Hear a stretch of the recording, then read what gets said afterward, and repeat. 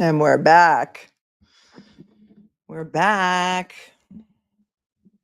Can you hear me? I don't know. Hello. Hello, everyone.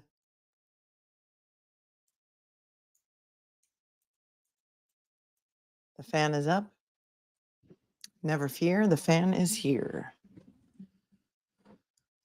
Good afternoon, everyone. Good afternoon. It is 1:42 p.m. here on January 13th, 2024, and we are getting ready for the afternoon stream of day 24 of the Karen Reed trial live from the Upside Down. So you are not alone. You are not alone. I'm here. Hello, Janelle Woodward. Thanks for becoming a member. Weren't you already a member for like 100 years? Or however long it's been.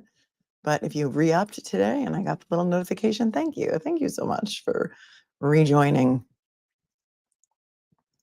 How's everybody feeling today? Did a little reboot, and I think now we're going to be a little bit better for the afternoon.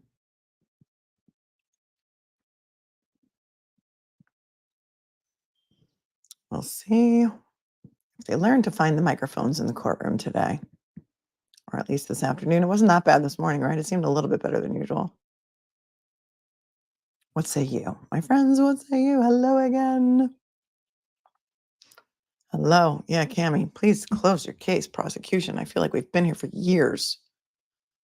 Chloe Albert's Revenge. Thank you. Scott told me that, I guess, I don't know what happened to your super chats on the other stream. StreamYard was being bad, and it wasn't putting them in a separate column like it normally does. Today's lesson, Chris's move to Hollywood and became a Marvel hero. Wait, Chris's move to Hollywood and become Marvel heroes. Brian's move to Canton and, well, you know. What is up? So many Brians. And you know what's so weird, too?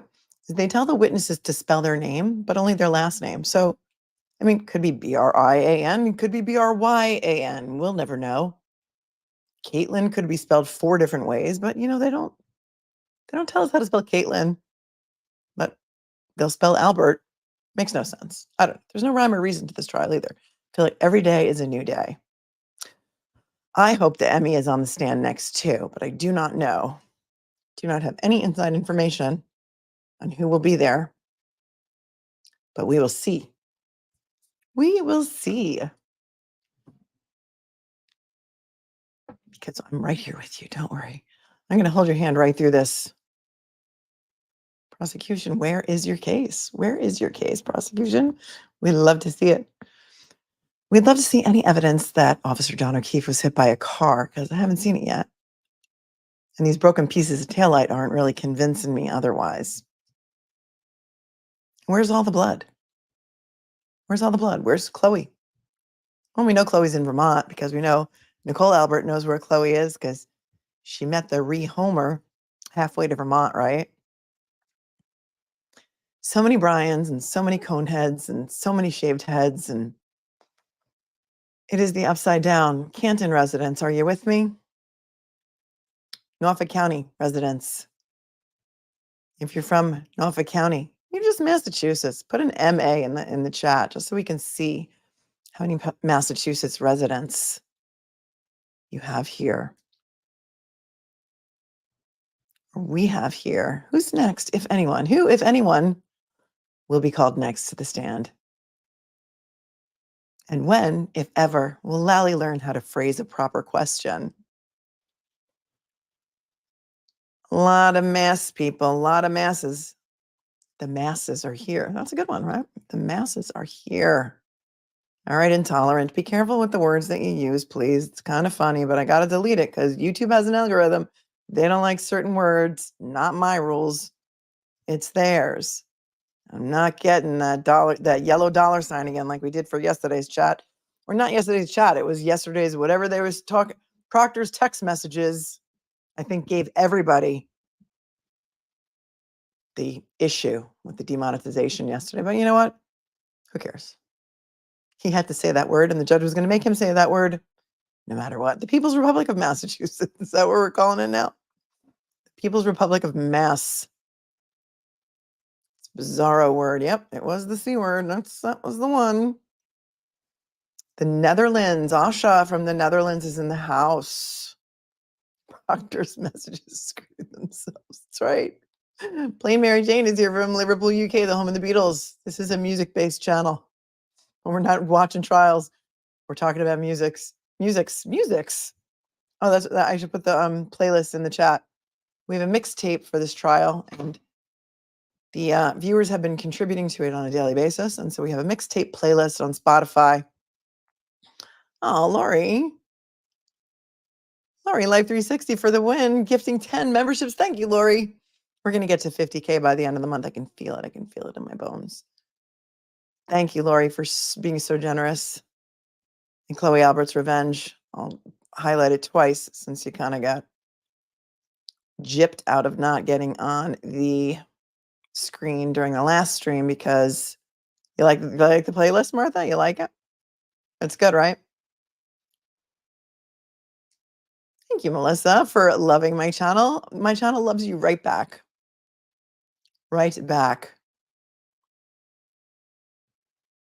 You like it, Nicole? You like it? Hot Springs, Arkansas in the house. We have Walking on Broken Glass already on the playlist. Colleen, have you opened the playlist? It's right in there. It's right in there. Pretty sure I put it in there. For those of you who don't know, I'll read some of it to you while we're waiting for the fan to go away. In no particular order. Who's Afraid of Little Old Me? Taylor Swift, because I had been talking about that song early on, and me and my kids are all into the new album and all. And Who's Afraid of Little Old Me, I thought really just reminded me of Karen and everything she's been through. And the lyrics go, who's afraid of little old me? Well, you should be. You should be. And then there's even a part in there that says, what's the part about the lawn? I'll sue you if you step on my lawn. And it was right around the time that they were having those pictures of Chris and Julie Albert on John O'Keefe's lawn to torture him or terrorize him. Who's Afraid of Little Old Me? Followed by Peter Gabriel's I Don't Remember, I Don't Recall, I Don't Know Anything at All. Road to Nowhere by the Talking Heads. We have a Lollipop by the Chordettes, not sure. It's Chordettes, maybe. Old song. Lies by the Thompson Twins. We've got Crumbling Down by John Mellencamp. Little Miss Can't Be Wrong, Spin Doctors. Prayin' by Kesha. Chain of Fools, Aretha Franklin, because really, what is this trial if not a Chain of Fools? White Lines we have in there, the wonderful Grandmaster Flash version. Give Me Three Steps by Leonard Skinner. Witchy Woman is in here with the Eagles. Eclipse by Pink Floyd. Nowhere to Run by the original Martha Reeves and the Vandellas. Gives You Hell by the All American Rejects, which is really apropos in a lot of reasons.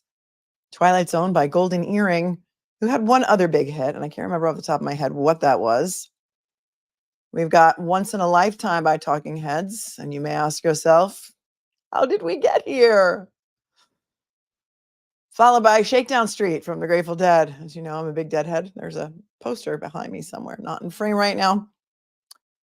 A Little Bit Off by Five Finger Death Punch. That does have explicit lyrics, but it is a fantastic song that really speaks to me in a lot of ways. And I told you that I'm also an actor. I had auditioned for a Five Finger Death Punch video. I didn't book it, and I didn't know about Five Finger Death Punch before I auditioned, so I got into it, prior to the audition, and A Little Bit Off is perfect. I'm a little bit off today. Radar Love was the other Golden Earring hit. Yep, that's it. I used to think they were a one-hit wonder band, but no, because Radar Love. Yeah, and Nickelback gets a lot of flack, so maybe we should put some Nickelback in here, because I do like Nickelback. I'm not afraid to say it. Then we've got Friends in Low Places by Garth Brooks, followed by Magical Mystery Tour by the Beatles, because I called it the Magical Mystery Sally Port, because things were just inverted. Ghosts were appearing, people were appearing everywhere. Sledgehammer by Peter Gabriel, which also goes along with the Sally Port, and Truckin' by the Grateful Dead, because what a long, strange trip it's been. Followed by It's the End of the World as We Know It, REM. And I put one in there by U2 because somebody told me that was Karen's favorite song. So that's in there. Followed by It Wasn't Me by Shaggy, because that's been the defense. It wasn't me. It wasn't me. It wasn't me. It wasn't Proctor. It wasn't that guy. It wasn't Lank. It wasn't me. Benny Hill theme song is in there. We've got Little Lies by Fleetwood Mac. You guys quote that every single time we have a stream. Pick Up the Pieces by the Average White Band, which is such a great song. And I never knew that was the name of it. Like I knew the song, it's mostly instrumental, but Pick Up the Pieces is great. So that's in there because we were talking about the taillight that day. Then we've got Let's Go Crazy by Prince. And of course, Red Solo Cup, Toby Keith. Steely Dan's Dirty Work. Crazy Train, Ozzy Osbourne. And we've got the Go-Go's in here with Our Lips Are Sealed. And we've got People Get Ready by Curtis Mayfield, which is a great addition. Hit Me With Your Best Shot, of course, by Pat Benatar. Somebody requested this song, which I was not familiar with, but it fits right in. Chloe Dancer by Mother Love Bone. That's in there. Tail Lights by Malcolm Moore. Don't Go Chasing Waterfalls or Waterfalls by TLC. We got some Ambrosia in here with How Long Has This Been Going On? Little Tom Petty, I Won't Back Down. Can I Get a Witness by Marvin Gaye. Don't worry, it's just the fan. We're reading the playlist. Under Pressure, the remastered version with Queen and David Bowie. You Ain't Seen Nothing Yet. Bachman Turner Overdrive. One of my personal favorites in this playlist. Your Time Is Gonna Come, the Zeppelin tune. We Gotta Get Out of This Place by the Animals. Ramble On, another great Led Zeppelin tune that seems to fit here because Lally just rambles on and on and on and on and on and on. Into the Mystic, one of my favorite Van Morrison tunes. Nowhere Man, which could really describe a lot of men who have testified or who may be participating in this trial. That's a Beatles tune. Lion Eyes by the Eagles. Raise Your Glass by Pink in honor of the broken drinking glass that nobody ever went in the house to see if there was a matching set of. Followed by Get Lucky by Daft Punk and Pharrell Williams. That live version of Liar by the Rollins Band. If you have not heard that, it's really good. I couldn't find a studio version. Maybe there is no studio version of that. I don't know. And then we've got Sharp Dressed Man, because I always say, that's a ZZ Top song, that Alan Jackson is a very sharp dressed man. His sartorial splendor is something that I look forward to on the daily. Walking on Broken Glass, Annie Lennox. We've got One Way or Another, because that was when we started singing really, really early on. It's a Blondie song. One way or another, gonna find ya. I'm gonna get you one way. Yeah, I know I'm not a singer. I got it. Then we have the Circus theme song. Because this has been nothing but a circus. This has been nothing if it's not been a circus. Magic by Pilot. Lunatic Fringe. Red Rider song. What did Red Rider ever sing besides Lunatic Fringe? I don't know. And then we've got Alicia Keys' Girl on Fire. So that's what we've got going here so far.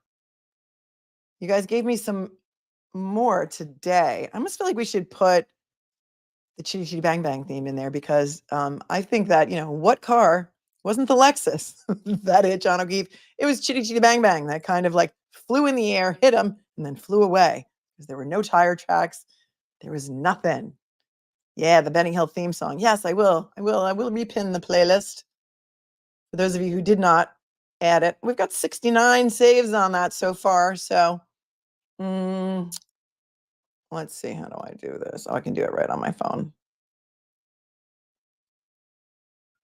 And then you can listen to it in the morning before court, and it'll remind you of all the time that we have spent together on this trial, all the days that we've spent together trying to figure out this magical mystery tour of a case. I can't remember which song of Magic is that. Is it Do You Believe in Magic? And maybe is that the one? Or is it let's see. Here we go. No, you know which one it is? I remember now.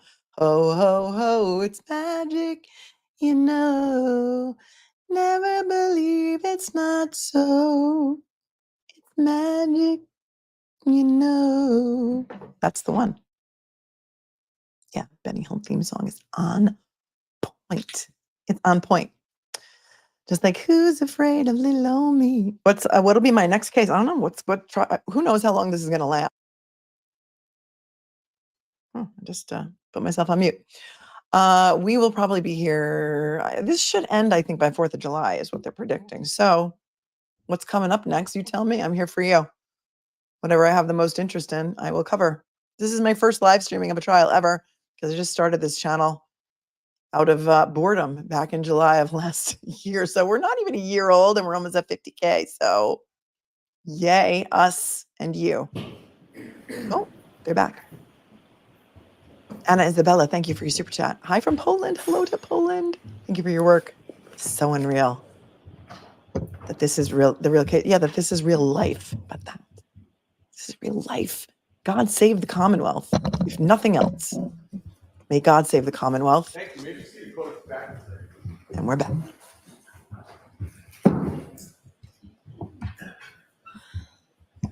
All right, Mr. Lally, your next witness, please.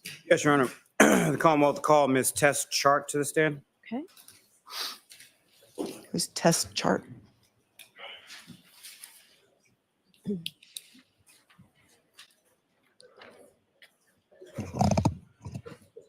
Maybe she's from BODE Labs too. Maybe they brought all the BODE people in.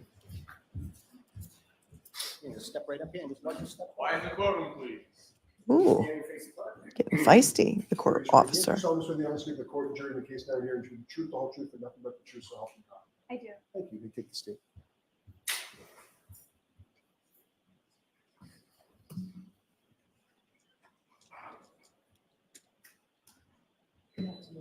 Go right ahead, Mr. Lally.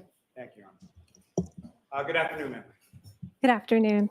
Could you please state your name and spell your last name for the jury? Sure. My name is Tess Chart, Chart. And Ms. Chart, what do you do for work? I'm a forensic DNA analyst at BODE Technology. And where is BODE Technology located? It's in Lorton, Virginia. And I'll ask you some questions, just a little bit about your educational background, starting with your undergraduate work. Where did you go to school, and what, if any, degree did you receive in relation to your undergraduate? Sure. I have my bachelor's in science in molecular biology from Millersville University in Pennsylvania. And then I have my master's of science in forensic science from Towson University in Maryland. All right, so Ms. Chart, I'm going to ask you to keep your voice up really loud, okay? Thank you. Otherwise, we're going to have to Ms. sweat Chart, out if the it's at all jury. helpful, that microphone is adjustable. You can move it anywhere. Now, with reference to your master's in forensic science, when about was that you received? So I got my degree at the end of 2019. And following grad school, where did you go from I was hired directly by BODE Technology. there? And when was that? That was in July of 2019. Now, when you started in July of 2019 with BODE Technology, what was your position at that time, and sort of what were your duties and responsibilities when you initially began work? So I started as a technologist. So that's someone that will do all of the lab portion of the work in a laboratory. And I helped out with our humanitarian team, so helping identify human remains. From there, I also helped with our criminal cases as well. And when you started your work there, what, if any, sort of training did you undergo in relation to your work at BODE? So when you first start at BODE Technology, you actually go through a series of lectures and you have a series of readings to go through all of the science that you're going to learn and the background of all of the technologies you're going to use. From there, you will observe a qualified analyst or a qualified person in the lab, go through everything that you're going to be trained in. And from there, you'll get a series of sets. So there'll be mock samples that you will take through the lab and do all of the testing on that you're going to be trained in. And it starts out with having that qualified analyst there with you, and you're able to ask questions and troubleshoot as you go. From there, you'll get a second set that'll be no analyst with you, but you're still allowed to ask questions at that point. And then your final set is something that we call a competency set. So you take it through the lab and treat it just like you would any other case. And you're not allowed to ask questions, and then you're graded at the end. If you pass that test, you can go through a written exam and then a verbal exam. And then you take your results from your testing and you defend it in a mock court sample. If you pass all of those qualifications, you can become an analyst or become qualified in whatever lab technique you're being trained in. And as far as that sort of training process went, how long was it from the time that you joined BODE Technology to the time that you started doing the work that you do now? It's been a rolling process of all the different trainings that I've had to go through. I'd say it took me about 9 months from when I started to be qualified in everything that I do for mitochondrial DNA testing. And then for analysis training, I think it was another 6 months or so. Now, as far as the lab at BODE Technology, is that an accredited lab? Yes, it is. And do you know from whom the lab receives its accreditation? Yes, we receive a international accreditation from an association called ANAB, which is just a national standards organization. We're also accredited by the FBI at their quality standards as well. If you could just keep your voice up a bit, please. Would you like me to repeat that? No. Okay. Ms. Chart, as far as your lab being accredited, can you explain to the jury sort of what that means and sort of what the process is for lab to be accredited? Sure. So all of our testing, all of the things that we report are basically guidelined by an outside body.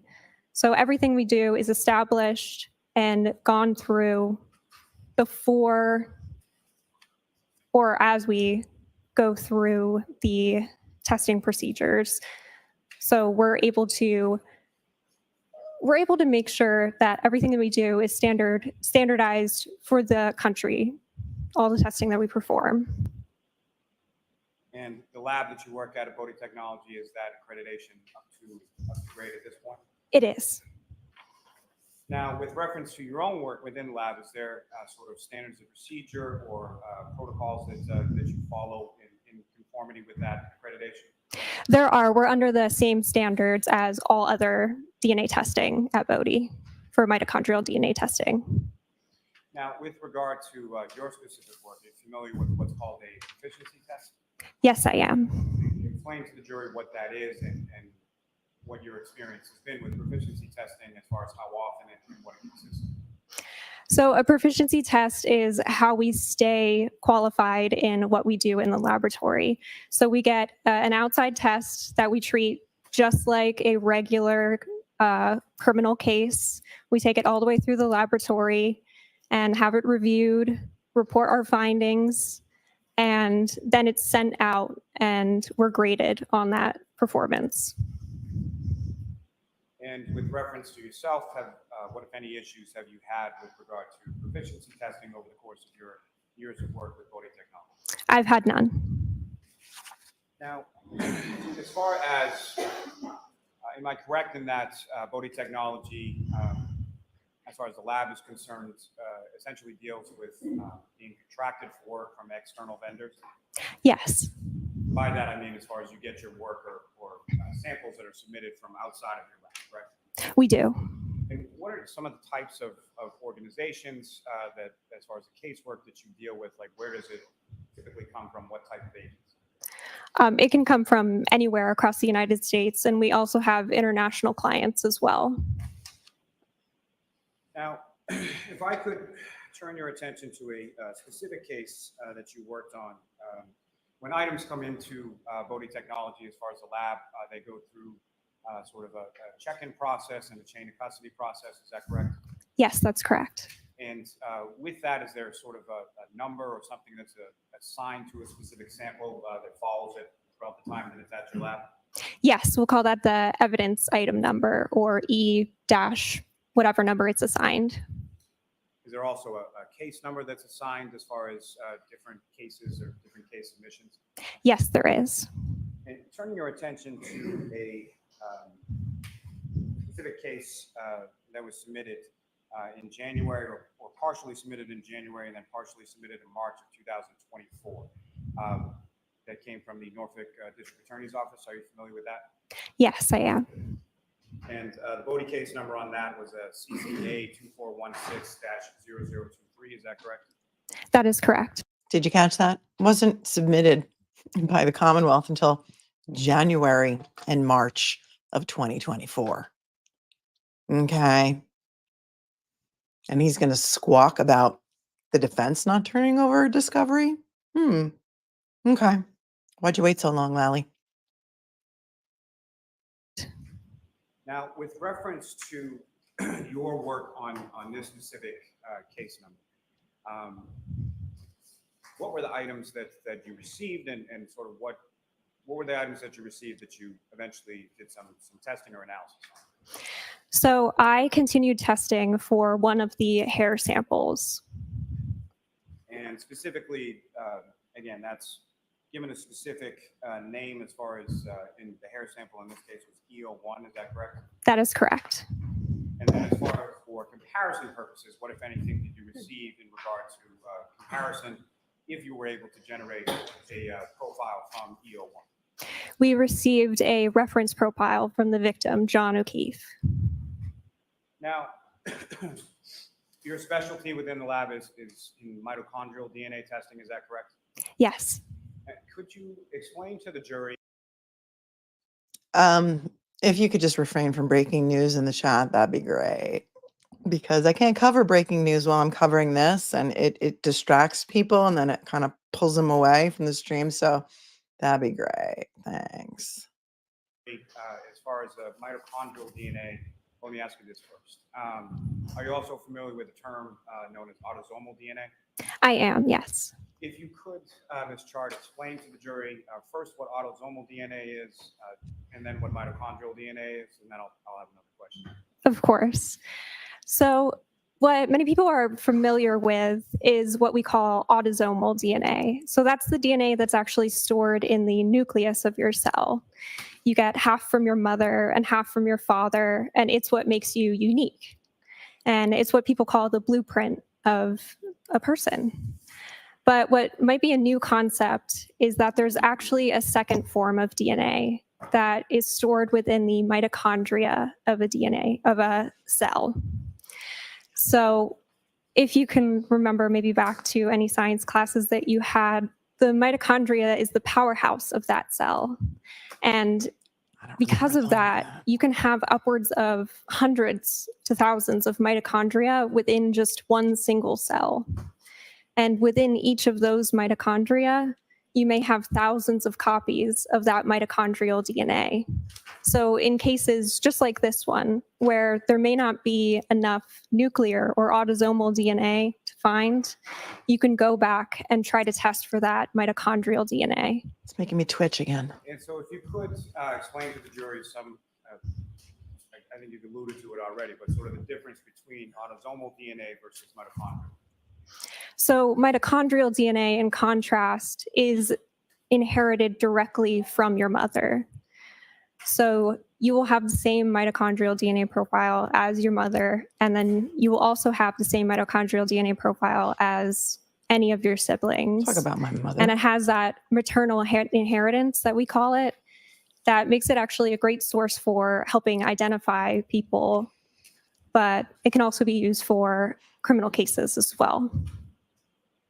First, with respect to the autosomal DNA, can you explain to the jury sort of the process as far as just in general terms? What is the process as far as the testing goes or generation of profile? Sure. So we share similar processing methods. So we will start out by taking a small portion of whatever is sent to the lab, and we'll call that sampling. We'll take notes on that and how much that we take forward through testing, and that will go into a small tube. From there, we will extract the DNA or take apart all of the cells by adding chemicals. And what we're left with is what we call a DNA extract. So that's actually where I came in this case. From there, the difference is we will go through what is still called amplification using the PCR method. that will make a bunch of copies of that DNA to be used later on. But for mitochondrial DNA, what we're targeting is specifically just the mitochondrial DNA in that extract. From there, we actually go to something that is completely different from autosomal testing, which is DNA sequencing. So DNA sequencing is really just a way that we are able to take those small strands of DNA that we've amplified, and we're able to read them almost like letters in a sentence. Okay, should we break from this trial to cover this, Professor Scott? I mean, really? I mean, okay. I'm sure how to tell people not to bring it up without telling people about it. Okay. Like, is that what people want me to do? Is that why they're bringing it up? Because I'm not going to do it. So this is how we do it. And the PCR is in reference to the autosomal DNA, is that correct? It's for both methods. What does PCR stand for? It's a polymerase chain reaction. And when you say as far as the sort of quantification, I'm sorry, is it quantification or quantitation? Quantification works. As far as the quantification step is concerned, how is that sort of physically done? What kind of instrumentality are you using to accomplish that? So for mitochondrial DNA, we will actually run the DNA after amplification on a gel. So a long, really what it sounds like, slab of gel, where we're able to visualize if we obtained any mitochondrial DNA as a band that shows up under a camera. And so with reference to this sample, this EO1, the hair sample, you received it at what stage again, or what step? I received it as a DNA extract. So it was a amount of liquid in a tube at that point. And as far as in general terms, again, if you could explain to the jury, so what are the steps that go into the processing or analysis prior to that step where you received it on the quantification? So it went through sampling, it was received, it was inventoried by the person that opened up the evidence, and a small portion or the hair was put into a tube. And then it went through that DNA extraction. So the hair was dissolved and all of the DNA inside of that hair was released and isolated to just be then that DNA extract. You can just click on it. From that point where you pick it up as sort of the extract, what is it that you're doing with that as far as your analysis goes from there, and what type of instrumentality are you using to perform that analysis? So from there, I am targeting and just trying to find if there is any mitochondrial DNA in that sample. So we'll use the PCR method to amplify to see if there is any mitochondrial DNA we can target. And then I will take it through and visualize it on that gel to make sure to see if we got anything. That is our quantification step. And then after that, I will take it through our sequencing step. And we do load that on an instrument called the 3130 genetic analyzer. 3130, we need one of those. 3130 genetic analyzer, how does that work? So it actually runs and separates each of the fragments of DNA that we have amplified and visualizes it through a program. So we're able to read each letter of your DNA sequence. I could take you back just a step. Are you familiar with a term within your field called a D-loop? Yes. Can you explain to the jury what a D-loop is and how that factors into your analysis or testing for mitochondria? So the D-loop is actually the region of the mitochondrial genome that we target. It is targeted because it does not contain any useful areas for the actual function of a mitochondria. So it can change over time, and those changes are what actually are recorded as your mitochondrial DNA profile. Now, as far as the D-loop, what, if any, relationship does that have with respect to certain variables within the human population? Would you be able to word that? very poorly put. Let me rephrase. The D loop, as far as the region is concerned, what, if anything, does that have to do with certain variabilities within the human population? Oh, yes. So What, if anything, does it have to do with anything, if anything, to do with, if anything, this or any other trial? because there is this variability in that region, it can change over time. And from that, there are different mitochondrial DNA profiles that are developed across the world. Now, in addition to the extract from the hair sample EO1, what, if any, other items did you receive in regard to comparison? So we also received that reference sample from the victim, and that was taken forward for mitochondrial DNA testing as well.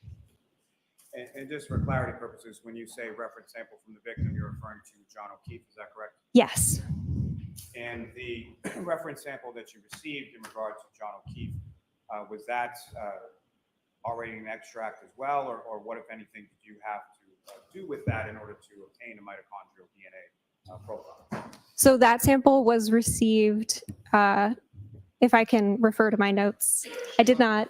Please tell the jury they didn't submit it to you until 2024. But they collected So those I was not the pieces of person taillight. to actually do the sampling for Was the this hair. sample. Oh, well, the hair was found, I think, February, what, 1st, 2nd, 3rd, 2022, but they didn't send it to you until 2 years later, and who knows where it was until then. It was received as a small cutting of a Cutting. swab. And so, as far as the small cutting from the swab, what is sort of, as far as creating a profile from that and creating a profile from the extract from the hair sample as well, was there any difference in sort of how those two mitochondrial DNA profiles were created? No, they were tested the same way. And basically, well, let me ask this: as far as with regard to the hair sample EO1, were you able to obtain a mitochondrial DNA profile for the hair? We were. And with respect to Mr. O'Keefe's sample, were you also able to obtain a mitochondrial DNA profile from Mr. O'Keefe's sample? Yes, we were. Now, as far as for comparison purposes, what, if anything, did you look at, and what, if any, comparison or opinions or conclusions did you draw from that comparative analysis? Sure, I can state directly from my report if that's all right. Okay. So the mitochondrial DNA profile that was obtained from the sample, the hair sample, was consistent with the mitochondrial DNA profile obtained from John O'Keefe. So therefore, John O'Keefe cannot be excluded as a possible contributor of that hair. Now, Ms. Chart, are you also familiar with something called an MPOP, and for the record, that's EMPOP? I am. And can you explain to the jury what that is and how that's used as far as any sort of statistical analysis in reference to comparative comparison? So it's a international populations database that houses different mitochondrial DNA profiles. Lorraine, How is order it pizza for everyone, virtual used pizza. in your field, and how did you use it in this specific instance in relation to the consistency opinion between the hair sample and Mr. O'Keefe's sample? So we were able to upload the profile from the hair and see if it was found at all within the population database. We test populations that are popular within the United States to narrow it down. And within the African American, US Caucasian, and US Hispanic databases that they have, it was not seen. And what, if any, conclusions or opinions are you then able to formulate with reference to the consistency of the hair sample versus Mr. O'Keefe's sample with relation to that MPOP data? Sure. So by not seeing it in the database, this means that we're able to exclude at least 99.895% of the population from being a source of that evidence. And is there a certain level or percentage of confidence statistically that comes along with that exclusion of 99.895% of the U.S. population? Yes, we use what is called the 95% confidence interval. It's actually a rule that is used for making statistical statements about populations. It's because there are always outliers that we don't include. We take the 95% majority of a population when we run those statistics. You know who doesn't have So, 90% confidence in yeah, his case? Lally. As far as your opinion or conclusions based on the comparison, is that the mitochondrial DNA profile from the hair sample was consistent with the mitochondrial DNA profile from Mr. O'Keefe's sample, correct? Correct. And that's with a 95% confidence, is that correct? That is correct. And that's the exclusion of at least 99.895% of the population of the United States, correct? Correct. Thank you, ma'am. I have nothing further. We have no questions, Your Honor. No questions. You are awesome. Thank you very much. Thank you. Okay. Your Honor. I don't know. The chat was like distracting me. If somebody Your could next explain witness, to me what Mr. we just Riley? heard, that'd be Yes, Your Honor. great. The Commonwealth will call Mr. Andre Porto to the stand. That'd be great.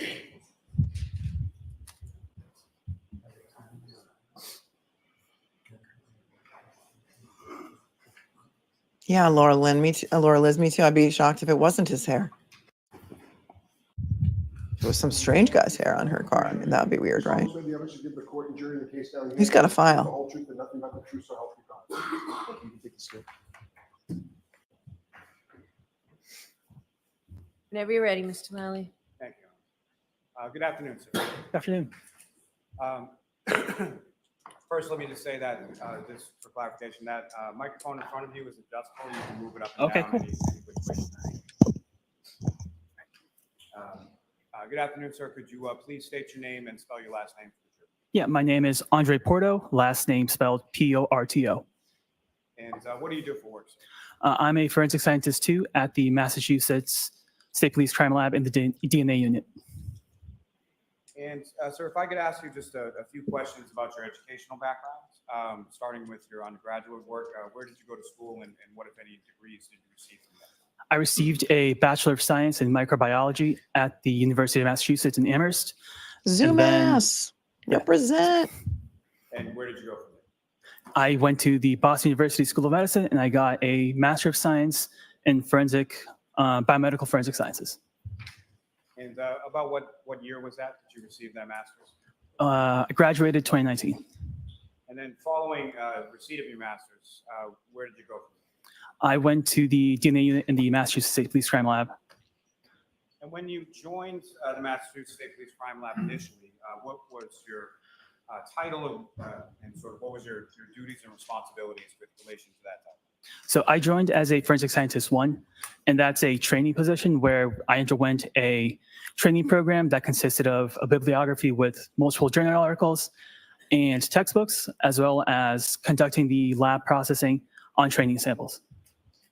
And that sort of initial work that you did as referred to as an FS1, is that correct? Yes. And that initial work that you did as an FS1, how long did you do that before you became a forensic scientist 2? Approximately, the training itself was approximately 6 to 8 months. And then within a year, I was promoted to an FS2. And when you were Right on. promoted to work as an FS2, what, if any, specific unit were you assigned to within the lab? The DNA unit. And have you essentially been with the DNA unit since that assignment initially occurred? Yes. Now, just a few questions about the lab at the State Police Crime Laboratory. Is that lab accredited by anybody? Yes, we are accredited by ANAB, and that stands for ANSI, National Accreditation Board, and the ANSI stands for American National Standards Institute. And with reference to that accreditation, can you describe to the jury just a little bit about generally in terms of what goes into an accreditation of a lab from ANAB? Yeah, so this organization, ANAB, they came into our lab and they reviewed all of our protocols, ranging from facility security to the protocols that we do in the lab to staff education and training, and to make sure that we're meeting all the standards that we are being accredited to. And the lab at MSPCL, its accreditation, is it up to date at this point? Yes. With reference to yourself personally, sir, in regard to your casework, in regard to your training. Are you familiar with the term proficiency testing? Yes. And can you explain to the jury what that is and sort of how often and what consists of the proficiency testing that you've done? Yeah, so a proficiency test is given on a semi-annual basis, so twice a year, by an outside agency, and we don't know what the results are, and we treat it as a regular case. So we take it through the regular DNA processing, and we have to pass that proficiency test to show that we maintain our competency in whatever work that we are doing in casework. And sir, as far as the proficiency testing that you've undergone, what have been the results of your proficiency testing? I've passed all of mine. Yay. Now, sir, it may be a term that's pretty well understood, but if you could explain to the jury, at least based on your training experience, what your understanding is of a couple of different terms. And first one, I'm going to start with DNA itself. What is DNA? Yeah, so DNA stands for deoxyribonucleic acid, and that is basically the genetic blueprint that makes us who we are. And we each have 2 copies of it. We inherited one from our mom and one from our dad, and that combination makes us unique. And with the exception of identical twins, everybody has a different DNA. Is DNA the same in every cell of a person's body? Yes, barring any rare mutations, DNA is the same. So if you take a blood sample and a saliva sample from the same person, the DNA should be the same. That's cool. What I'm going to ask you now is just a little bit about the process of DNA and how it's tested within your lab. Am I correct in saying that there's essentially 4 steps? Is that correct? Correct. And approaching sort of chronologically, one of the steps is called extraction, correct? Yes. Can you explain to the jury how it is specifically that DNA is extracted by yourself in general terms when you're testing it out? Yes. So for this extraction step, so I receive the samples. They're in like small tubes. They're closed. I will add a set of reagents to it, apply heat to that sample, and that will actually burst open the cells to make the DNA available for use. Now, when you are extracting from a sample, do you know, or is there a way to sort of measure how much DNA you're extracting from the sample? Yes. And can you explain sort of how it is that you know that? Yeah, so that's the second step that we call quantitation. And we take a small portion of that DNA that we extracted, and we'll apply a different set of reagents and run it through an instrument that heats and cools down the sample, goes through a cycle, and allows us to estimate how much DNA is extracted. Now, sir, what is PCR? PCR is stands for polymerase chain reaction, and it's basically known as molecular xeroxing, where it's making millions of copies of specific areas that you can target of the DNA. I'm sorry, I didn't mean to step over. Sorry. Is that essentially the third step that you undergo? Correct. Now, what is a STR? It stands for short tandem repeat, and these are locations in the DNA that change each person. So it's comprised of small little repeats, and each person, however repeats you have at that location, is sort of what will show up in your DNA profile. Now, how is it with your work in the lab that you identify DNA fragments?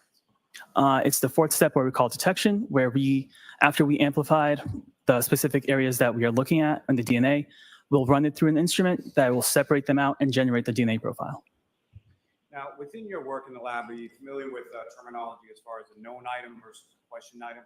Yes. And can you explain what each of those mean in reference to your field and your work, and sort of what is the difference between the two? Yeah, so a known item is an item that's collected directly from an individual and is to be used for comparison purposes, whereas a questioned item is collected from, let's say, like a crime scene where we don't know the source.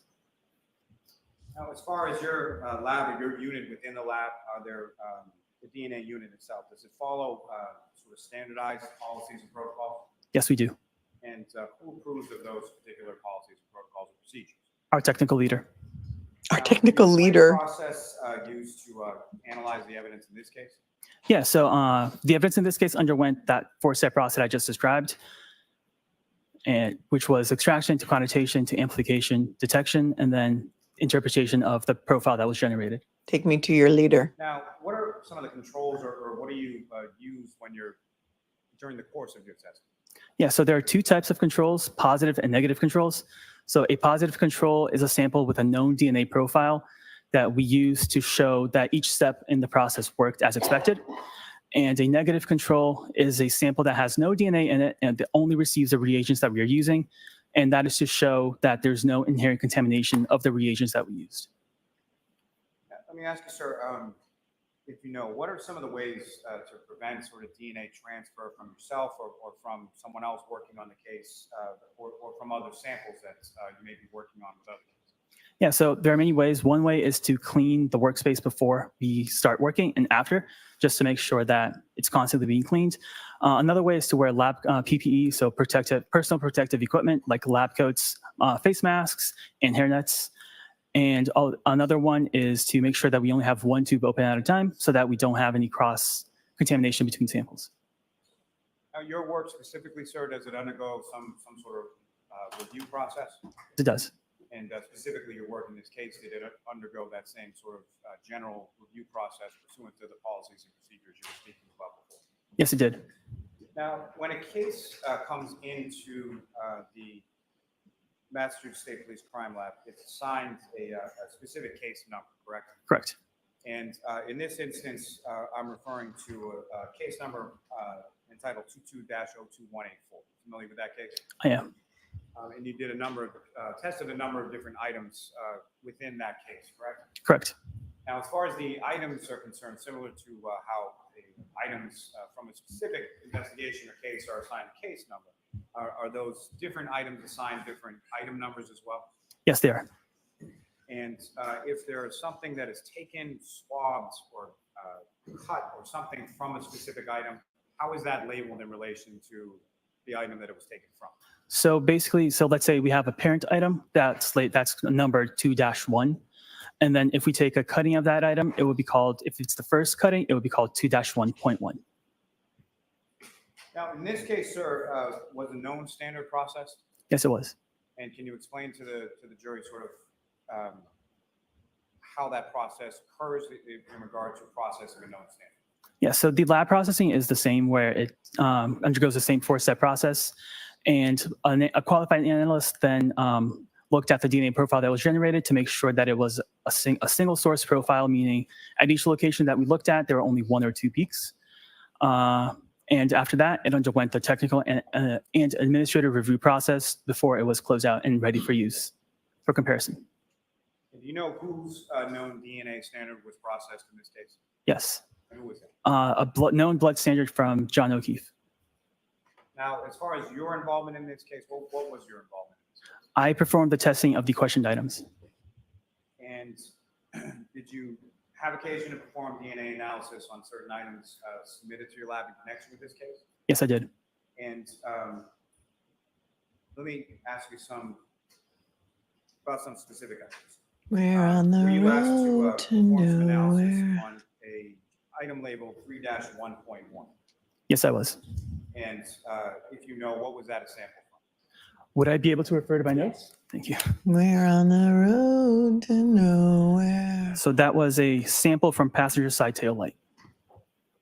And with respect to that, there was a sample that was, or DNA profile that was generated from that swab from the taillight, correct? Correct.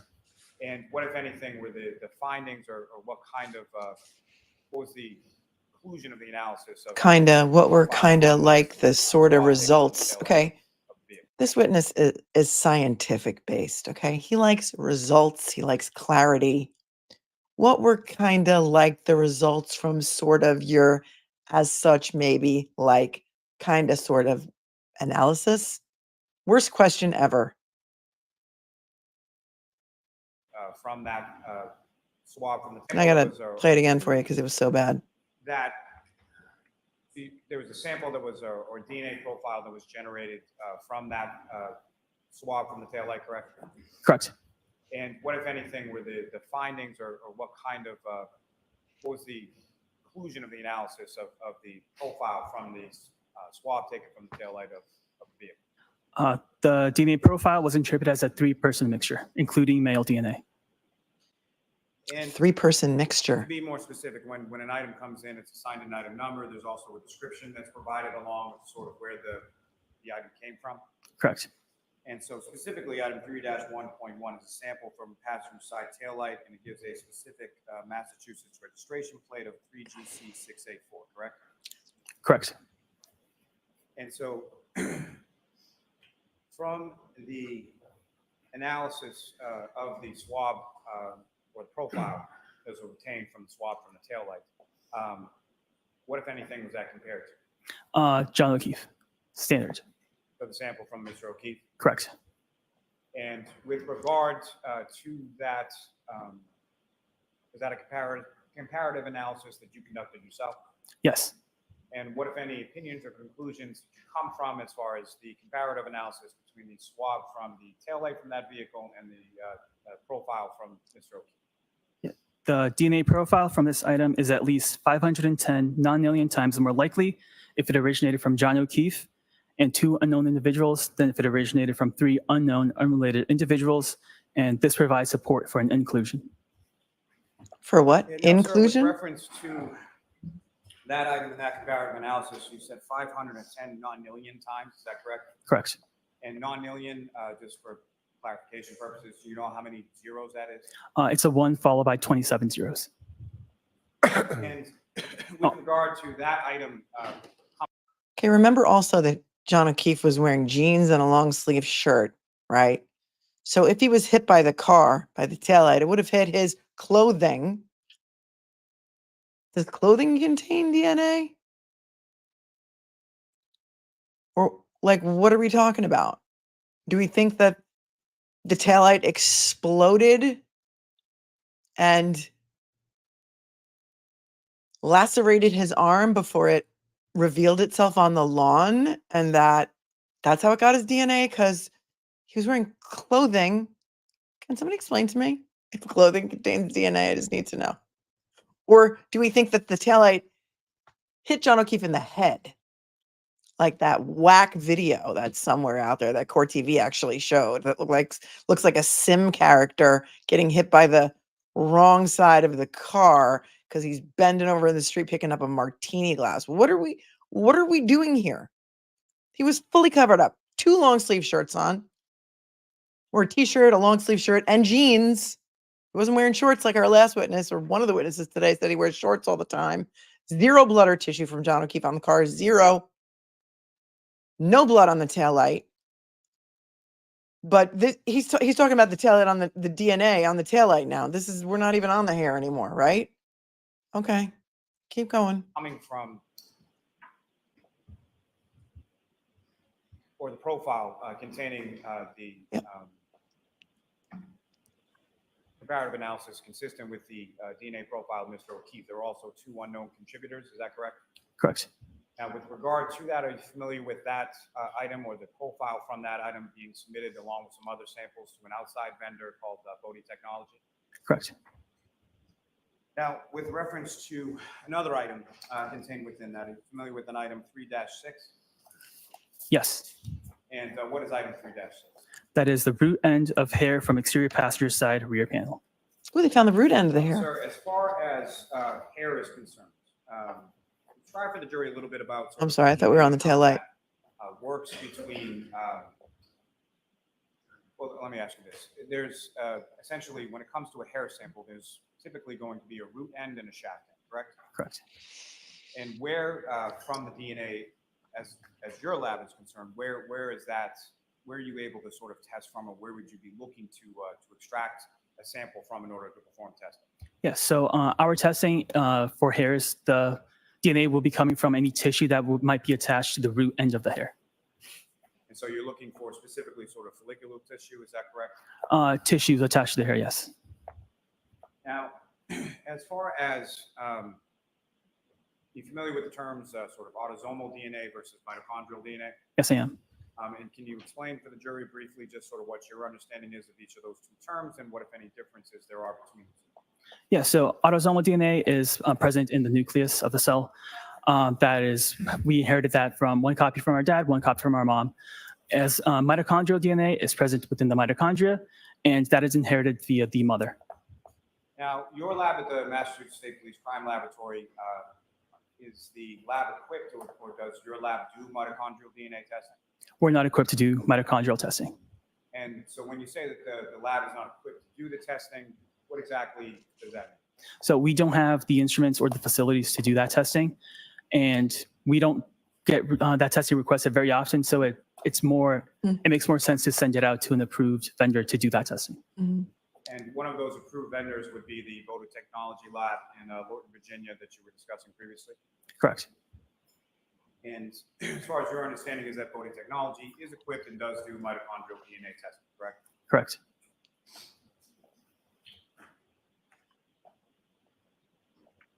Now, with respect to your testing, you did some testing with regard to item 3-6 of the hair, is that correct? Correct. And can you explain to the jury sort of what that testing was and what, if any, opinions or conclusions you were able to draw from the testing that you were able to do in the lab? Yes. So that testing began the same way as the 4-step process. I extracted the hair and then went to quantitation. After quantitation, I determined that there was no human DNA detected. So then testing was halted at that step. No human DNA was detected on the hair, Anything was the result of that right? No human DNA was detected on the hair. Is that what we just heard? That woke me up. testing that you conducted with regard to that? No human DNA was detected, so STR analysis was not performed. Okay. Now, that phraseology there, as far as no human DNA detected, what does that mean?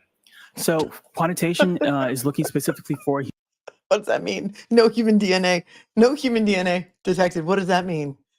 He's going to say, you think this scientist is going to say, it doesn't really mean that no human DNA was found. It means kind of, sort of like maybe there could be some, but we just couldn't find it. human DNA, and we couldn't detect that with our instruments. It's not speaking to the hair itself. It's just that we could not detect any human DNA. So that's not so much to say that there is no DNA on the hair, it's just that it is below the level of detection that you're qualified to report. Just that- Is that fair to say? You're correct. Okay. Now, with regard to the taillight sample, if I could step back to that for a second. The Please. 510 nonillion times, what, if any, relationship does that have to sort of the overall world human population? So the world population, I think, currently is about 8 billion, which Oh. is an 8 followed by He's 9 gonna- zeros. And 510 nonillion has 30 zeros in it. So it's larger, Significantly more. correct? significantly larger, sorry, yes. Now, sir, if I could turn your attention to some other items that you tested in relation to this case. Like, no, I didn't test anything else. He's confused. And just to be clear, sir, you conducted or issued about 6 different DNA reports in regard to the testing that you conducted in this case. Is that correct? Correct. So if I could direct your attention now to the 6 reported DNA testing report number 6, that involved an item called 3-3.1. Is that correct? Ta-da. Correct. And what is the description of that item? Oh, wait, I'm sorry. Got the wrong report. On rear bumper. Oh, sorry. Wait a second. That is a sample from a parent glass on rear bumper. And with the same mass registration plate as the taillight, is that correct? Correct. And what, if any, conclusions or opinions were you able to draw from your analysis of the testing on that particular item? So at the quantitation step for this item, insufficient human DNA was detected and STR analysis was not performed. And again, just as far as that statement is concerned, can you explain a little bit to the jury what that means as far as what's your opinions or what you're seeing in regard to insufficient human DNA detected and STR analysis not performed? Yes, so we do at the quantitation step, we do have a cutoff, a certain value where if we detect human DNA that's below this cutoff, we validated that it's not going to, most likely not going to provide a profile that can be used. So we halt testing at that step. Now, sir, if I could direct your attention to the 5th report that you issued in this case, DNA testing report number 5. And does that sort of contain the totality of the items that you analyzed in this particular case? It does. Now, sir, if I could direct your attention to an item labeled as number 3-2.1.1. And what is the description for that particular item, sir? That is a sample from exterior of broken drinking glass. And With reference, were you able to generate a DNA profile from the swab or the sampling from that item? Yes. And what, if any, comparison were you able to do in regard to the DNA profile of Mr. O'Keefe? Yes. So the sample was interpreted as a mixture of 3 contributors, and the DNA profile for this item is at least 500.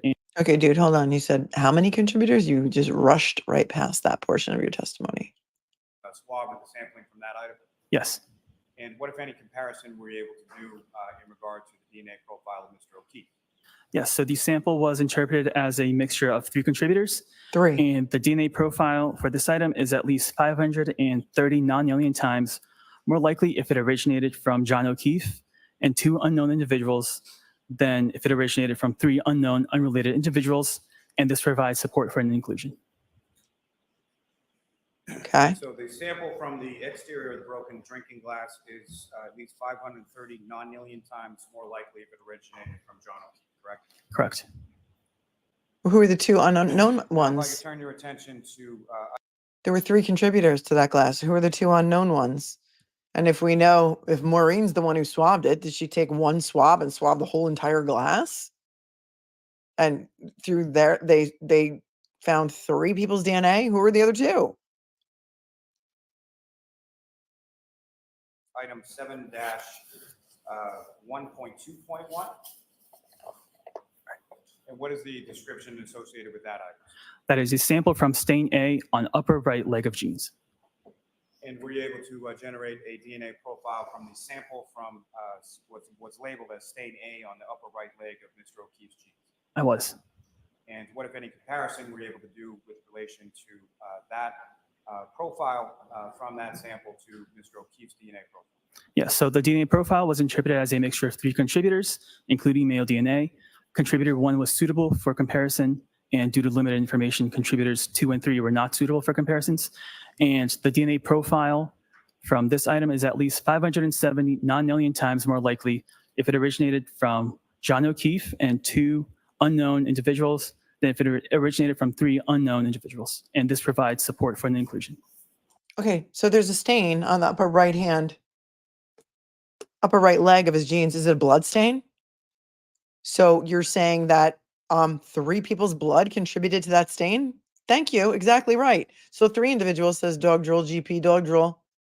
Thanks, Lally. You just helped support the third-party culprit, because the only other DNA they had to compare it to besides John O'Keefe's was Proctor's and Buchanan's.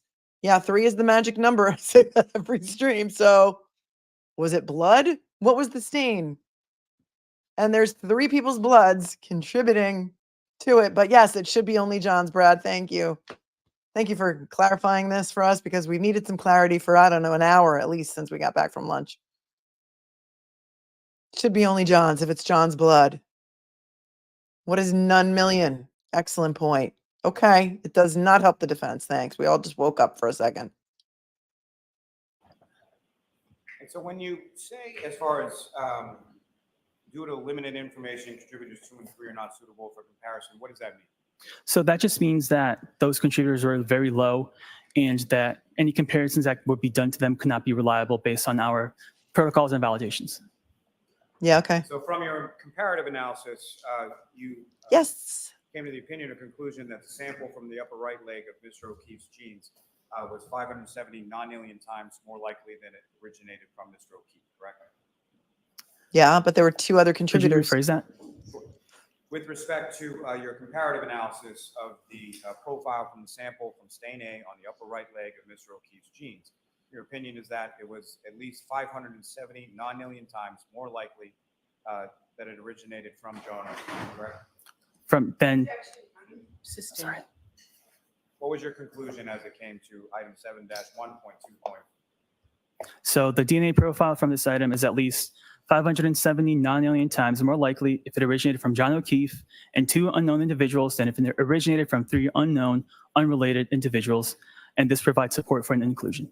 Yeah, could be whoever fought, Kathy. You're right. Let me break from this for a second, and I just want to ask you a little bit about transfer DNA. Are you familiar with that term? Transfer Yes. DNA, like the hair on the Explain to car jury what you understand that term. or the tail So light? transfer DNA just means DNA that sort of transfers based on just some activity that can happen. Like if somebody touches a water bottle, they might transfer some DNA onto that water bottle.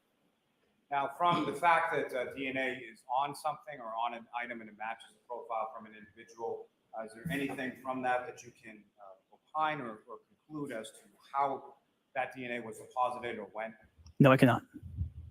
Now, with reference, Right. You can't tell how it was deposited or when, just like you can't say how or when John O'Keefe's DNA was planted, was deposited on the taillight fragments, right? You can't tell where or when that happened, right? So you can't use it as a shield and a sword. You can't say, ta-da, this is evidence that John O'Keefe was hit by a car because we have his DNA on the taillight pieces. When this witness is telling you there's 3 contributors to a stain on John O'Keefe's jeans, and we can't tell when or where those other DNAs got there. Those other DNA samples got there. So what are we doing here?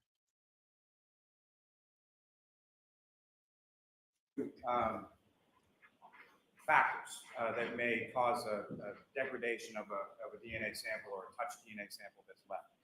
What, if any, are some of the factors that may affect that as far as causing degradation of a sample or causing an inability for you to be able to generate a DNA profile from an item? Some factors include being exposed to heat for a prolonged time and ultraviolet rays from the sun, as well as just time. It might eventually lead to sun degradation. Now, as far as items that are outside, you indicated that being hot or warm temperatures might have some effect on it. What, if any, impact will cold temperatures have? So we store our DNA extracts in a cold room. So cold temperatures could be very good to help preserve any DNA that's on there. Oh, cold temperatures are good. What about wet clothing? Is that good? Is wet clothing good? Now, if I could turn your attention back to your report number 5 and ask you with reference to item 7-1.3.1. And can you, what is the description for that item, sir? That is a sample from stain B on upper right leg of jeans. Oh, can't wait to hear about that. Stain Again, from those would be the stain B. jeans of Mr. O'Keefe, is that right? Correct. And you were able to generate a DNA profile from that sample as well? Correct. And what, if any, comparison were you able to do between the profile from that DNA on the upper right leg of Mr. O'Keefe's jeans and Mr. O'Keefe's DNA? Yeah, so the DNA profile was interpreted as a mixture of 3 contributors, including male DNA. 3. And the DNA profile from this item is at least 660 non-alien times more likely if it originated from John O'Keefe and 2 unknown individuals than if it originated from 3 unknown, unrelated individuals. And this provides support for an inclusion. Okay, but were the other 2 samples male? Because apparently you can tell male from female. So were the other 2 unknown contributors male? He's not saying intentionally. I hope someone asks him that. Next, if I could turn your attention to item 7-1.4.1, and what is that sample, or what is that item or sample from? That is a sample from stain C on upper right leg of jeans. And those genes would be Mr. O'Keefe's genes as well? Correct. And were you able to then generate a DNA profile from that sample? Yes. And what, if any, comparison or what, if any, conclusions or opinions did you draw from a comparative analysis of the DNA profile from that sample from the upper right leg of Mr. O'Keefe's genes and Mr. O'Keefe's DNA profile? So the DNA profile is a mixture of at least 2 contributors, including male DNA. Contributor 1 is suitable for comparison, and due to limited information, contributor 2 is not suitable for comparison.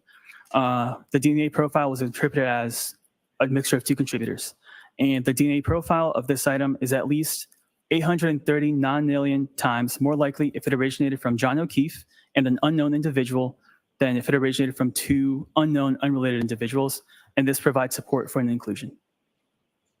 Okay, so of the 3 stains that Sir, if I they could turn your tested on John O'Keefe's jeans, 2 of the stains contained 3 samples of DNA, one of which he's saying must be John O'Keefe's because of the ratio percentages or whatever.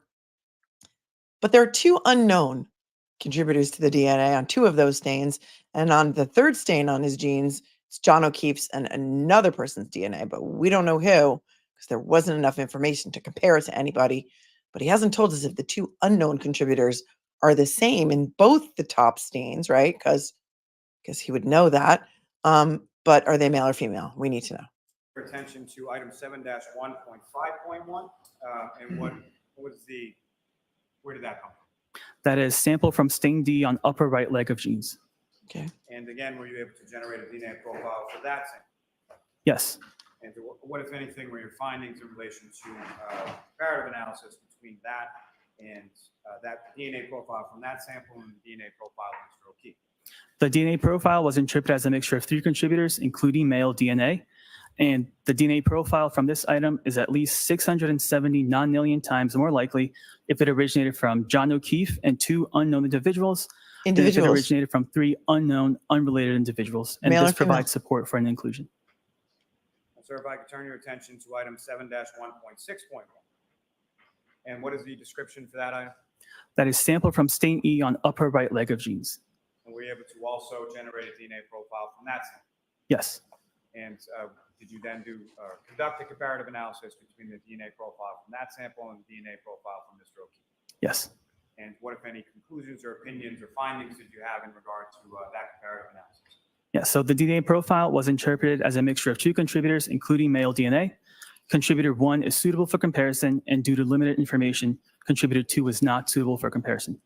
The DNA profile from this item is at least 1 decillion times more likely if it originated from John O'Keefe and an unknown individual than if it originated from 2 unknown, unrelated individuals, and this provides support for an inclusion.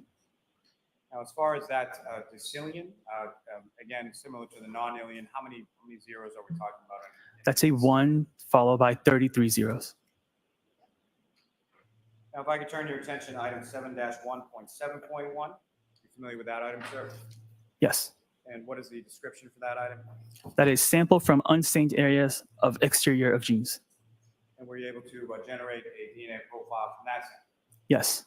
And similarly, were you able to then do a comparative analysis between the DNA profile from that sample and the DNA profile of Mr. O'Keefe? Yes.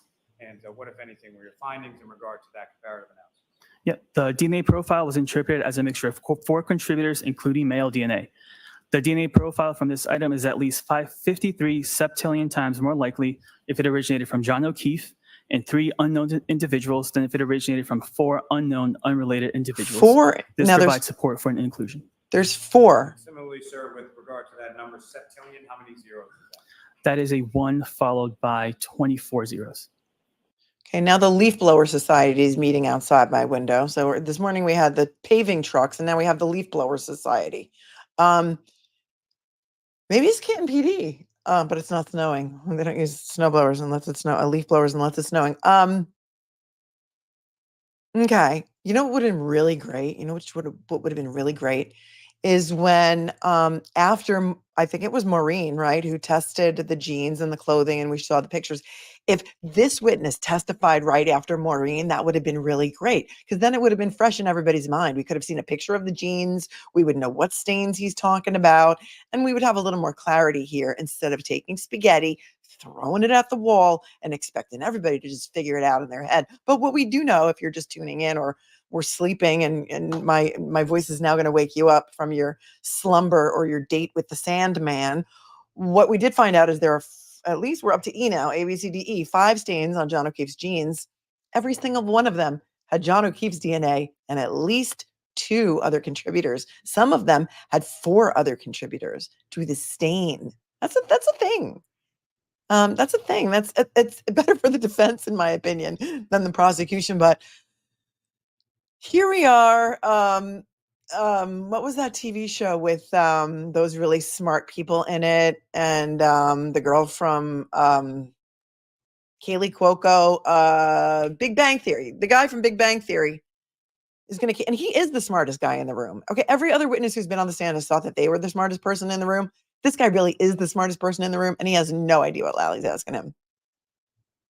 Okay, you can go back to sleep now. I'm going to ask some questions about a number of different items from 7-17.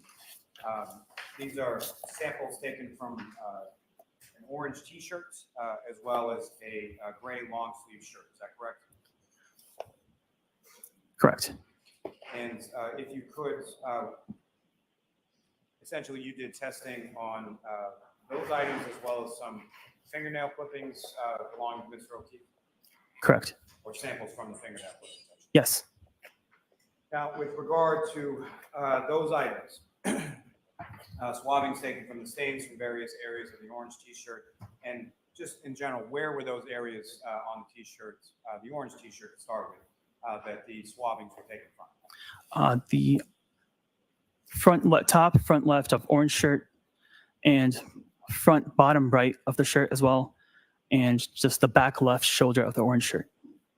Now, with regard to the gray long sleeve shirt, where are the areas where those swabbings were taken?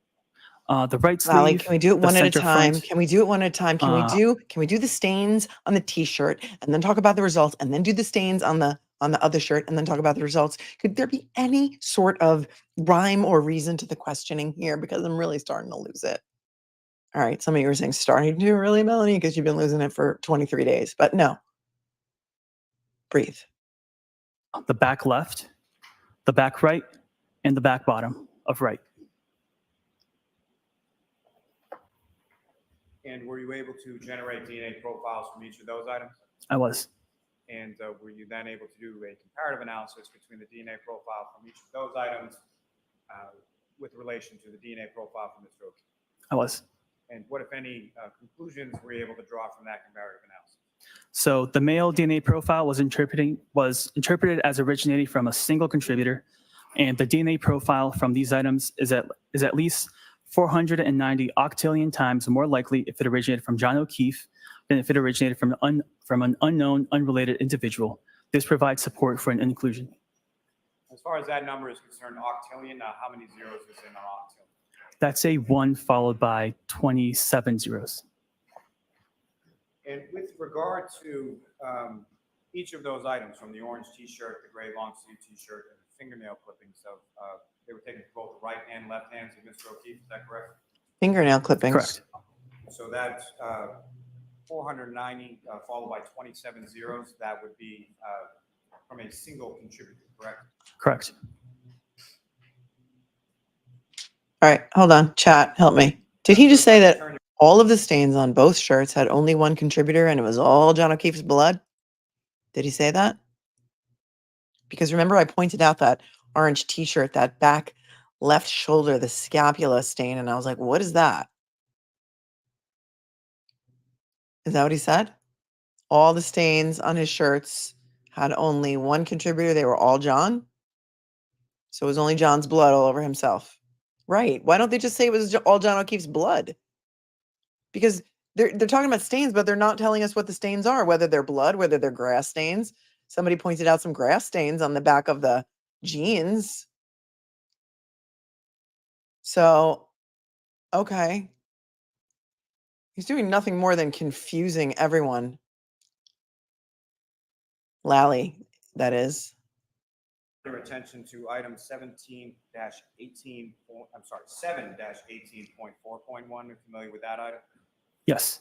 And what is the description associated with that item? Sample from stain C on top front gray long sleeve shirt. Oh no, he's still And not were you wearing able to shirts. generate a DNA profile with respect to that item? Yes. And were you able to then do a comparative analysis between that DNA profile from that item and the DNA profile of Mr. O'Keefe? Yes, I was. And what, if any, conclusions did you come to with regard to that? The male DNA profile was interpreted as originating from a single contributor. The DNA profile from this item is at least 58 octillion times more likely if it originated from John O'Keefe than if it originated from an unknown, unrelated individual. This provides support for an inclusion. And with regard to that stain from the gray long sleeve T-shirt, again, that was determined by you through your testing to be DNA from a single contributor matched to John O'Keefe, correct? It was determined to be from a single contributor, yes. Now, sir, if I could turn your attention to item 7-18.14.1. Are you familiar with that item? Yes. And what is the description associated with that item, sir? Sample from stain L on back bottom right of gray long sleeve shirt. And were you able to generate a DNA profile from that, sample from that item as well? Yes, I was. And were you able to then do a comparative analysis between the sample profile from that sample versus the profile from Mr. O'Keefe?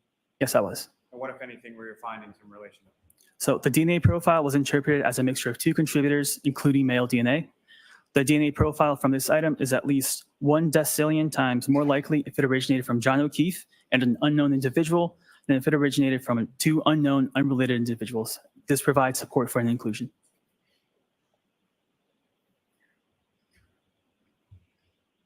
And sir, I'm going to ask you, or draw your attention to item 7-18.17.1. Familiar with that item? Yes. And what is the description associated with the sample from that item? Sample from unstained areas of exterior of gray long sleeve shirt. And were you able to also generate a DNA profile from that sample? Yes.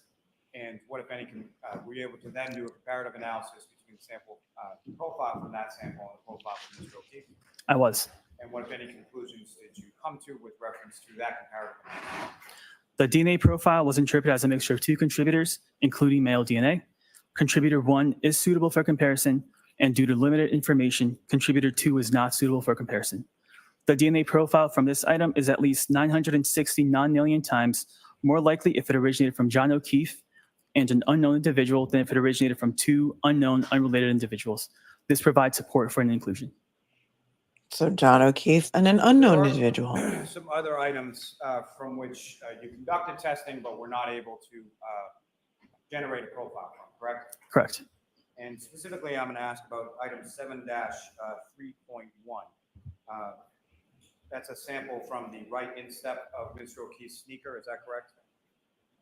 Could you repeat that number again, please? Sir, if I could direct your attention within your DNA report number 5, I'm talking about item number 9. Right. Yep.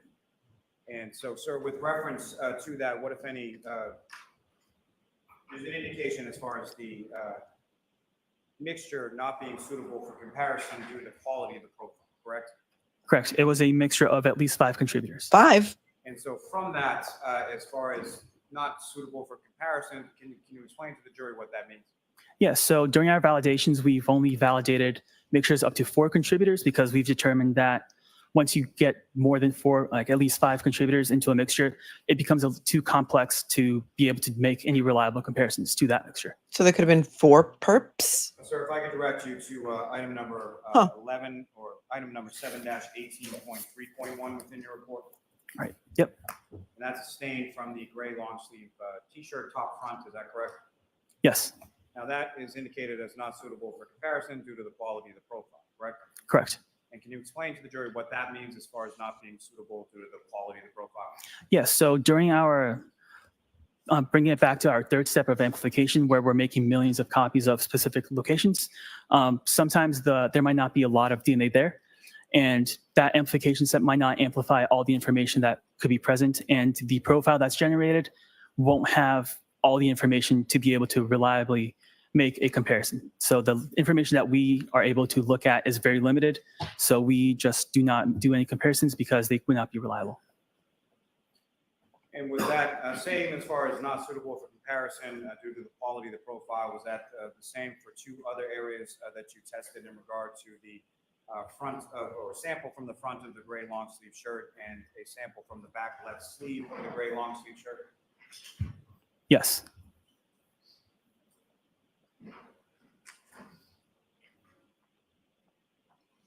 May I have a moment? Yes.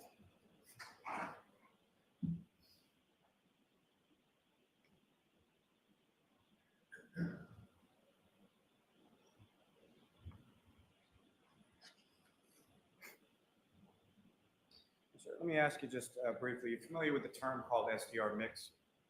Yes. And can you explain to the jury what that is and how that is involved or how it's implicated within your test? Yeah. So StarMix is a tool that we use to basically break down complex mixtures into its individual contributors and into like a way that it would best describe that mixture. And once it does that, it'll then do comparisons and calculate a likelihood ratio, which is a statistical weight to that comparison. And how does that relate to the testing that you did in this case? Kim, I did- used StarMix on all the samples that had comparisons done to them. Star Mix is what we use for our mixtapes. Kim, who said court ends early? Is it going to end early? Let me know. We're a little behind, but not much. I don't think. Thank you, sir. You are all set, sir. Ms. Little? No questions. Thank No you. questions. All right, Mr. Porto, you are all set, sir. Thank you. Oh, maybe Next, Lally has. counsel regarding scheduling, please. Maybe Lally has no more witnesses. or as we've come to call them, witnesses. Not this guy, though, because we like this guy. This guy was a good witness. He's a very smart guy. Somebody else, I just put their comment up, said that she had to leave another chat because there was bullying of that witness. We don't play that game here. Mike, please. So we're actually going to send you home today because we're on schedule. It's beautiful out. Rather than start with the witness that we'll start with tomorrow Yay. morning, it makes sense.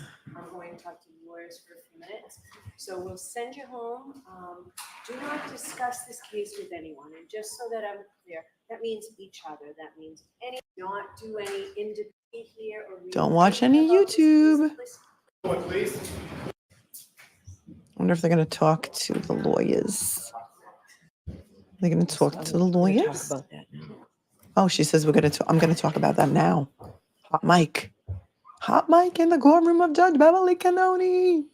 Thank you. Please be seated. Court remains in session. All right, so I'll see counsel at sidebar about a couple of issues. Yeah. What are you going to talk about? Tell us. Well, it says they're bringing the jury in tomorrow, so I guess tomorrow's not going to be the voir dire day of the experts.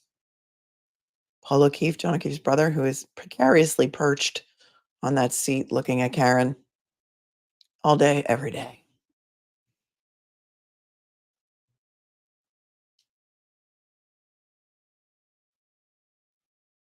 Mhm. Let's catch up.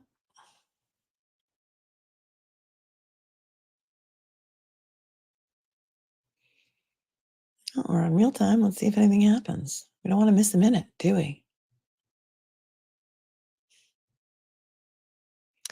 Reality check. Thanks for the super chat. You totally look like Kelly McGillis when she did Top Gun. Really? That's a very nice compliment. I think she was only in her 20s back then. So thank you so very much. Mozzie, there's a fund for Kate's legal fees. You mean Karen's legal fees? Would you be able to find a link for those that may want to contribute? Her legal bill is going to be huge. It's bad enough that YouTube takes 30% off creators. I don't know where that is, but I'm sure if you Google it, you can probably find it. And it's the one that's run by her attorneys, I believe. So don't fall for any fake ones. There's no report of a search on February 1st of 2022. Asian, I don't know what you're talking about. Oh, the Asian house that Matt McCabe was talking about. I don't know. I don't know what they found then. Or remember he said he was watching and he was going to take a picture of whatever they were searching for. I'm not sure. Match DC, thank you so much for the $50 super chat. That is so very generous and sweet of you. Says, as a fellow woman from Long Island who lived outside of Boston for 10 years, I'm not surprised by the details in this trial. I refer to Massachusetts as Massachusetts. Interesting. Thank you for your outstanding coverage of this trial. You're wicked awesome. Thank you so much. You're wicked awesome. I know there's a restaurant with a sign outside that says Wicked Good Lobster. And they spell lobster Lobstah. Anybody know where that is? Wicked Good Lobster. Thank you, Match DC. I appreciate you. Dave the Pious. Adding to the playlist, the mixtape for the Karen retrial that is pinned in the comments, or not in the comments, in the chat. I'll pin it to the comments later. Weird Al Yankovic, Dare to be Stupid. Thanks, Dave. And another one from Dave, Dare to be Stupid. Oh, I got what you mean. I got what you meant. Mike says that I'm doing amazing for my first live trial. Thank you very much. Thank you. I mean, otherwise I'd just be sitting here at home watching it anyway, yelling at my TV. But now I get to yell about it with you guys, and you get to ask questions, and we get to interact and play and make playlists and mixtapes and jokes to try and distract ourselves from how truly horrifying this really is. Thank you, Melly, for gifting a membership. You're so very sweet. Leah for the super chat says, move along, Mr. Lally. She was yawning. Deneen, thank you so much for the 10. Hi, Melanie. You always look so beautiful. Love this. I love this channel. Thank you. Thank you. Thank you, Deneen. I love you too. I love you right back. Stacey Gordon, thank you. Know your enemy by Rage Against the Machine. That's a good one. Something must be done about vengeance. A badge and a gun. Good one. Thanks, Stacey. Shaylee's a member for a month. Thanks, Shaylee. Playlist edition for Proctor. Cold Hearted Snake by Paula Abdul. He's a cold-hearted snake. Look into his eyes. Oh, he's been telling lies. Thanks, Shaylee. Dennis, thank you for the 5 Hair by the Cow Sills and Oldie. The Black Pope, thank you for your super chat. How does Lally expect us to care for the DNA results after the troopers contaminated everything? That's a great point. Amy Lou, thanks for the 5. His clothing was on the hospital floor. Yes, could be transfer DNA. Chronically caffeinated, thanks for the 5. We all need more caffeine. How's Lally going to explain Karen's car left multiple sets of DNA on John? I don't think that those stains were from the car. I think they were blood. But nobody's really explained that to us. So, hey, I could be wrong. I don't know. We haven't heard about any injuries caused by the car to the lower body of John O'Keefe, including his legs, torso, hips. Bumper marks that you'd see in a pedestrian versus car accident. Susan Youngblood, thank you for the 5. What, if anything, is more painful than listening to this testimony? And what, if anything, did it really prove? Thanks, On Top, for your super sticker. Micah Shiny, thanks for the 10. Freeze Frame by Jake Giles. And Can We Skip to the Good Part by AJR. Good one. Good one. They're still talking up there, so maybe they're going to come back and say something. I don't know. What say you?